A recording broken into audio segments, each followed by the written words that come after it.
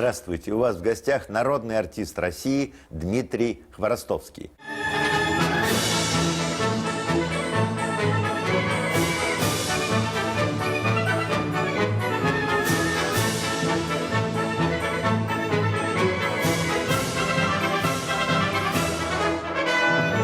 Пласидо Доминго много раз приглашал вас выступать в Вашингтонской опере и в Лос-Анджелесской. Вы говорите, что вы в провинциальных театрах не поете. Не интересно петь вот в этих театрах, а интересно петь в Мэте, который я очень люблю, Метрополитен опера, который я очень люблю, уважаю, и в котором, в принципе, и состоялась моя карьера, и, в общем, продолжается.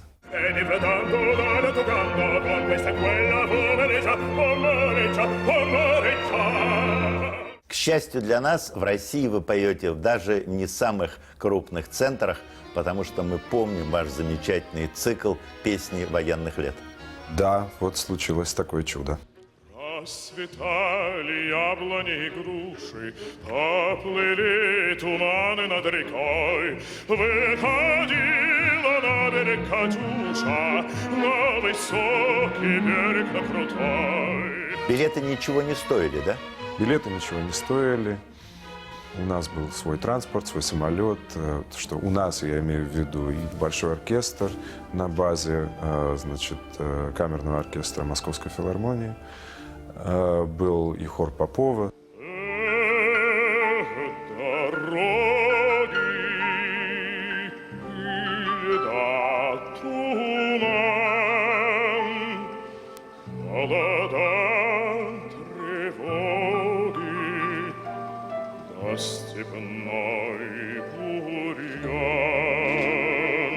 А правда, что память о деде, который погиб в 1941 году, помогала вам лучше прочувствовать эти песни? Не только память о деде, которого я никогда не видел и не знал, но прежде всего это память о моей бабушке, которая меня вырастила, с которой я и рос, и благодаря которой я и узнал эти песни. Мы сделали гастроли в 17 городах за рубежом, включая Европу, Америку, Мексику и Канаду. Спонсоров тогда у нас не было никаких. Я не говорю о себе, я говорю о всей вот этой вот команде, участниках этих гастролей. Это было просто настоящее подвижничество. И вот я считаю, что вот подобные вещи делают гораздо больше для страны, для нашей культуры, для нашей истории, чем иногда и политики, и дипломатия. Темная ночь, только пули свистят по степи, только ветер гудит в проводах, тускло звезды мерцают. Я слышал, что после этого тура вас стали называть послом русской культуры в мире. Ведь во многих странах ничего не знают о нашей войне, о той войне, которую знаем мы. Вы говорите, к России на Западе относятся иногда с опаской, иногда с иронией и свысока.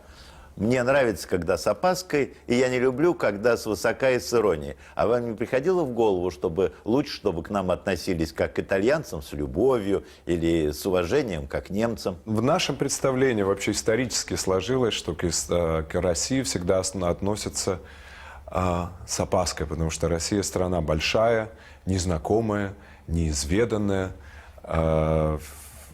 И, соответственно, это уже просто какой-то имидж, что ли, России. Свысока, конечно, мне не хотелось бы и никогда не захочется, чтобы к нам относилось. Но с любовью, так как к ней относимся мы, никто к ней относиться все равно не будет. Ведь мы ее и любим, и ненавидим, мы ее и критикуем, но в то же самое время Россия есть Россия. Это как наша страна, наша Родина, она всегда права. Мы никогда не можем никак на нашу мать не обижаться, не винить ее в чем-то. Она, какая вот она есть, наша Россия. Где-то далеко в памяти моей сейчас, как в детстве текло, хоть память укрыта такими большими снегами. вас двое детей, Нина и Максим. Теща итальянка, тесть француз. Живете в Лондоне. Как у них с русской культурой? У меня 4 детей. У меня еще 2 детей от первого брака. Так что и все живут в Лондоне. Как у нас с русской культурой? Прекрасно. Прекрасно. Люди говорят по-русски. А Флоренс нормально говорит по-русски? Потрясающе говорит по-русски. А теперь ты спрашиваешь себя, эта жизнь была бы лучше или хуже той? Что есть? Я угадала, да? Вы говорите, что Флоша лучшее средство против вашей хандры. Ну, не только, вообще вся моя семья, вот младшенькие мои, Ниночка и Максим, на них совершенно невозможно смотреть без улыбки. Когда у тебя неважное настроение, стоит только взглянуть на них, и все сразу становится на свои места. Конечно, с приходом моей жены Флоранс в мою жизнь, моя жизнь очень сильно изменилась, я очень сильно изменился в лучшую сторону. Практически все стало на свои места. С таким тылом я ощутил себя счастливым человеком, что, в принципе, для человека, особенно моей профессии, вещь достаточно редкостная. Какие качества позволяют ей добиться такого чуда? Ей это красота и внешняя, и внутренняя. Человек по-настоящему красив, гармоничен. С ней в мой обиход, в нашу семью, в мою жизнь пришла улыбка. Пришел юмор, пришел смех. Как вы с ней познакомились? Ну, я познакомился с ней в Женеве, когда я пробовал первый раз петь с Дон Жуана, моцартовском Дон Жуане. И сразу поцеловали ее на сцене. Я должен был ее поцеловать, да. Ну, так вот, поцеловавшая. Ну, даже не поцеловавшая, просто я ощутил такой электрический разряд в голове и в глазах, что у меня вспыхнуло все в голове, затуманились глаза, и дальше я уже не помню, что было. Журнал People включает вас в 100 самых красивых мужчин мира. Это заставляет ее немножко ревновать? Ее? Не знаю. Ну, во-первых, я вряд ли ей давал повода. Во-вторых, я думаю, что она мудрая женщина, она относится к этому, в общем, достаточно здраво. Она все равно знает, что я ее люблю. Скажи, ты любишь меня?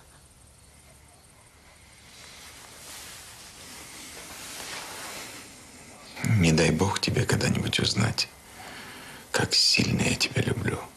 Когда я читал ваше интервью, меня поразило несоответствие того, что пишете вы о себе, что вы жутко волнуетесь перед концертом, что у вас настолько сильное волнение, что вы не спите ночью, что вы мнительный. А на сцене вы выглядите как такой супермен, мачо, вообще герой, не знающий сомнений. Ну, какой бы я был профессионал, если бы я выглядел мнительным и жалким на сцене. Нет, ну, Грош между нет жалким цена. и сверхсамоуверенным большая дистанция. Ну, я надеюсь, что я не выгляжу сверхсамоуверенным. La fine è blosse giù da tête, la sigue plane automate. Lo spettatore perdona te, mais t'appreso da me, Вы однажды сказали, что удовольствие от пения можно сравнить только с удовольствием от любви. Если я так сказал, значит, наверное, так и есть. А еще вы сказали, что чем больше секса, тем лучше жизнь. Ну, конечно, это не только я сказал, правда же? Но говорят, что для оперных певцов это противопоказано. Кто вам такое сказал? Ну, это общенародное мнение. Анекдотов сколько. Тенору звонят и Ну, говорят. тенор, это я ж не тенор. Ну что вы? Я же не тенор. Я баритон. Баритону все можно. Нет, не все, но если нужно, то можно.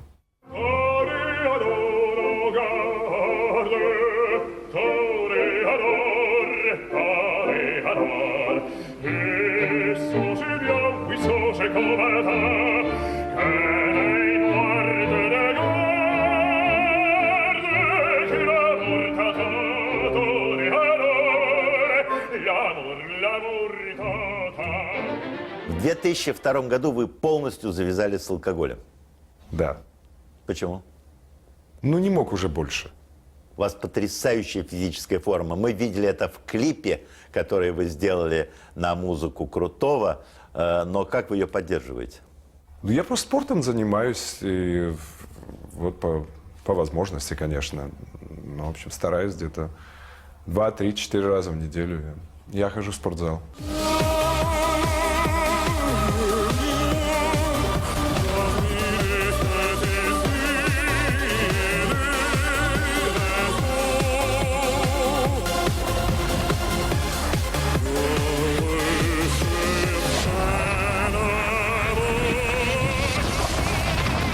Каждое лето мы испытываем громадное удовольствие, наблюдая за вашими выступлениями на «Новой волне» в Юрмале.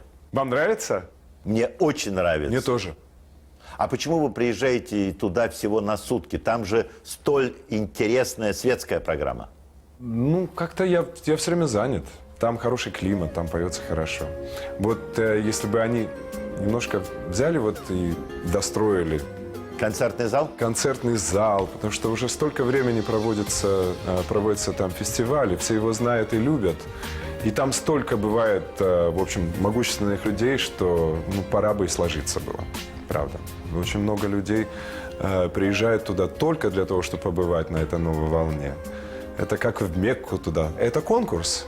Это конкурс, который происходит вживую, когда люди поют не по записи, когда все это как реалити-шоу происходит перед твоими глазами. И это всегда интересно, это всегда привлекает и будет привлекать массу внимания.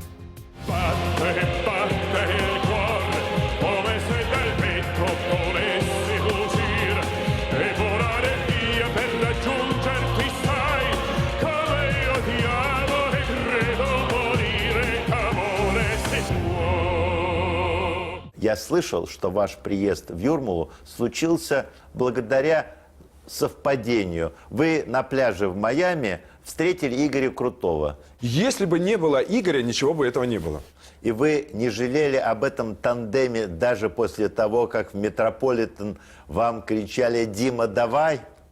Дима, давай, мне кричат не только Метрополитен, к сожалению. Ну, может быть, и, кстати, Но после тандема, до этого... благодаря такого тандема я привлек, в общем, и несколько другую публику, что ли, на свои выступления. Ну и слава богу, слава богу. То есть и Брайтон-Бич теперь у меня бывает, и скупаются билеты в Нью-Йорке на классические концерты, так это же хорошо. Doucement, doucement, vivre quelle fatigue, déchiffrer l'intrigue, c'est-à-dire l'amour. На меня очень сильное впечатление произвело ваше дежавю. А почему вы дважды пытались прекратить этот проект? Ой, вы знаете, я человек сомневающийся, и меня, ну вот, наполняли меня сомнения как-то, в общем, ну, не всегда ведь работа складывается гладко, и плюс, вернее, минус мои сомнения. Вот. Знаете, кто меня, в принципе, направил на путь истины? Флоренс. Нет. Нет. Я показал одну из песен еще в самом начале. Мы, по-моему, записали так предварительно 2 или 3 песни. Я показал Суми Джо, которая вот пела со мной, корейская певица. Когда она услышала одну из композиций Игоря, она вскочила на стул, она такая непосредственная, у нее черный пояс, и стала так ручками. Вот это, говорит, песня, вот эта песня будет хитом. И она оказалась права. Я считаю, что музыка Игоря абсолютно талантливая. И мне несказанное удовольствие доставляет. Чем больше я ее пою, тем интереснее мне это становится.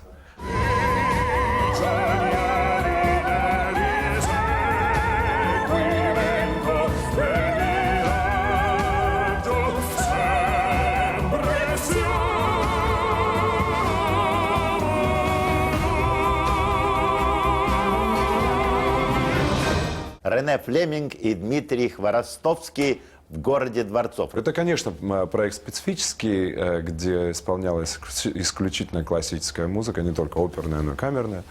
Вот. Это, мне кажется, что это проект, прежде всего, на настроенный на западную аудиторию, что ли. Вот. И к русской публике она имеет только отношение, то, что я принимал в этом участие.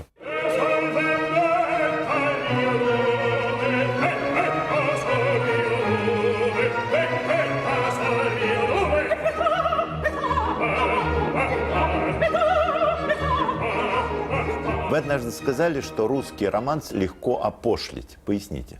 Кому-то нравится кафе «Шантан», кому-то нравится, Кафе «Шантан» не опошлишь. Леди Гага. Для того, чтобы исполнять такую музыку, нужно исполнять ее сердцем. В каком бы ты амплуа ни находился, какой бы у тебя ни был там голос или школа, если ты поешь это сердцем, это всегда доходит до сердец. Я знаю, что для вас очень авторитетно мнение вашего отца, например. О, да. А почему инженер-химик столь авторитетен? А мой папа, он инженер-химик по образованию. В принципе, он настоящий музыкант и певец. И благодаря отцу я и стал, кем я стал. Именно благодаря отцу. То, что отец как бы не смог, и не сложилось у него в его жизни стать профессиональным музыкантом. Сложилось это во мне.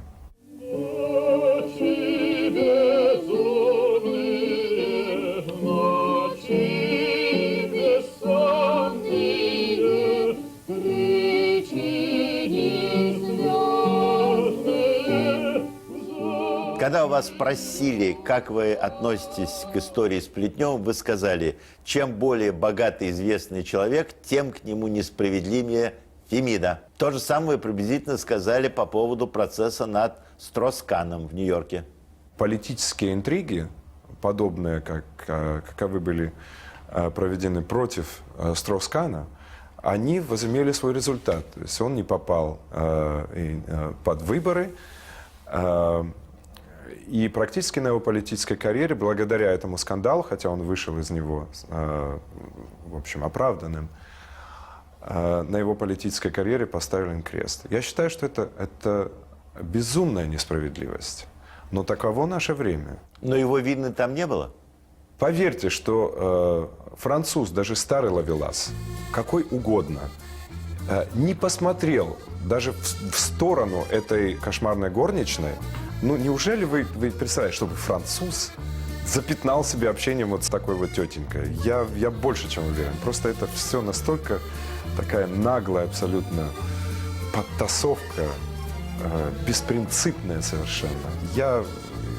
Просто у меня опускаются руки. Когда это возможно сделать с любым человеком, В этом зале пустом мы танцуем вдвоем, так скажите хоть слово, сам не знаю о чем.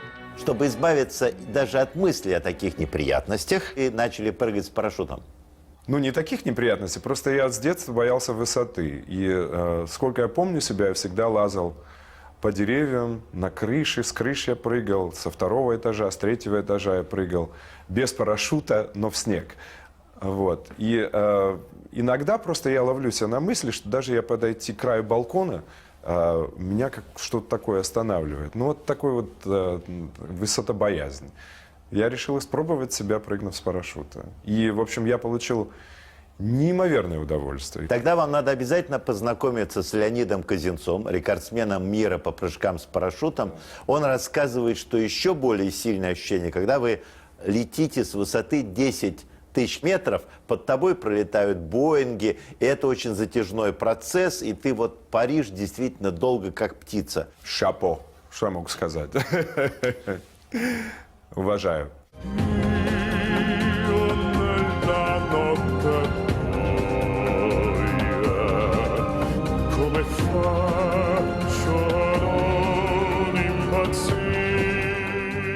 Я знаю, что вы отказываетесь сниматься в кино, но не исключаете для себя возможности сыграть что-нибудь вроде русского Джеймса Бонда. Ну, чтобы там говорить не надо было.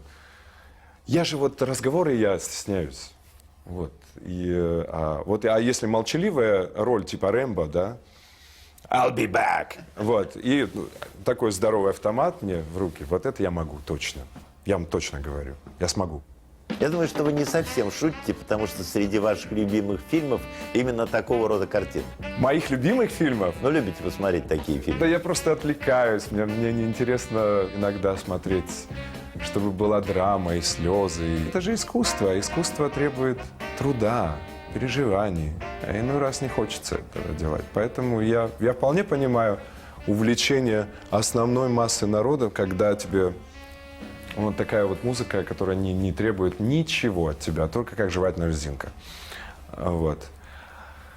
Но, к сожалению, искусство, или, к счастью, искусство способно сделать нас, людей, человеков, лучше. И оно делает нас лучше. Твоя бессмерна власть над теми, кто свободен, музыка. Вы сказали, что вас огорчает низкое, хаотическое, плохое образование в России, и вы готовы принять участие в поисках пути исправления этой ситуации. Я преподавал музыку в общеобразовательных школах, соответственно, по системе Кабалевского, тогдашние, 3 кита и так далее. Я, в общем, несколько познакомился с этой программой.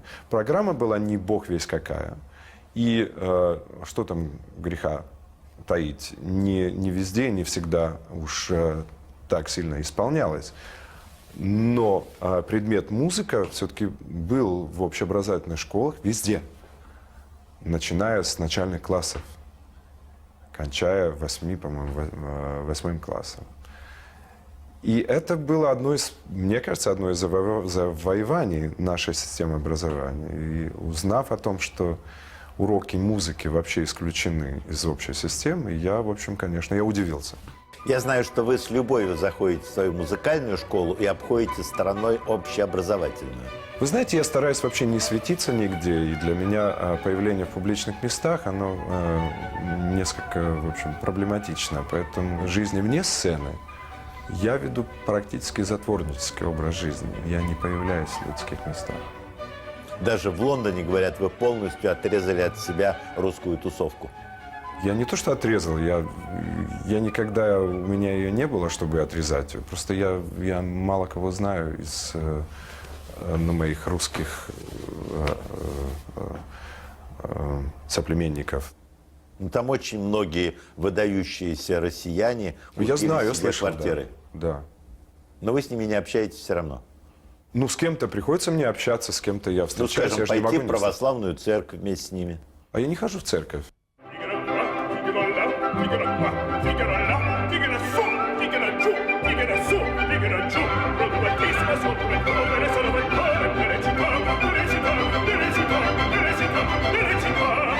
Когда вас спросили, кем будут ваши дети, вы сказали: хотя вижу в них таланты, но я не буду уподобляться тем, кто истязает детей, удовлетворяя собственные амбиции. Я не знаю готовых рецептов, если они для каждого в отдельности ребенка, вот, в частности, мои дети, которые явно обладают талантами, но не обладают определенной усидчивостью, должны именно заниматься тем, чем я занимался в детстве. У них есть гораздо большие возможности для выбора, чем у меня. Вот. И эти дети, мои дети, они не только одарены музыкально, но они одарены и актерски, в частности. Мой сын Максим может стать палеонтологом. Он практически знает все и вся о динозаврах. У моих детей есть свобода выбора. И, конечно, есть большое мускулистое плечо их отца. Вот. Если чего, я всегда смогу помочь. Успехов вам! Спасибо.